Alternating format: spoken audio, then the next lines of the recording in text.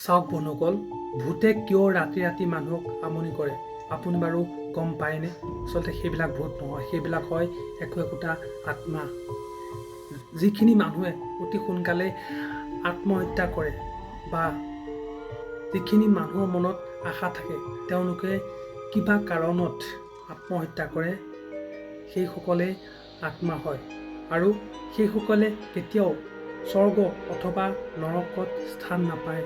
সেইসকলে মুক্তিৰ বাবে এফালৰ পৰা সিফালৈ ঘূৰি ফুৰিবলগীয়া হয়। কিন্তু সেইসকলৰো আশা থাকিলে, যেনে লোভ, মোহ, কাৰোবাক আপোনাৰ বিয়া পতা, আপোনাৰ কাৰোবাক লগ কৰা, তেনেকুৱা কিছুমান আশা থাকে, যাৰ কাৰণে সিহঁতি আত্মা হৈ আপোনাৰ শৰীৰত প্ৰৱেশ কৰিব পাৰে যিকোনো মুহূৰ্ততে।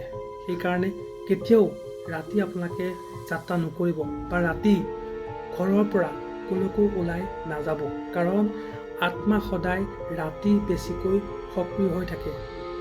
যিখিনি তেওঁলোকৰ ইচ্ছা থাকে, যিখিনি তেওঁলোকৰ আশা থাকে, সেইখিনি আশা আপোনাৰ মাধ্যমেৰে সিহঁতি কৰিব বিচাৰে, যিটো কৰিলে সেই আত্মাখিনিয়ে মুক্তি পায়।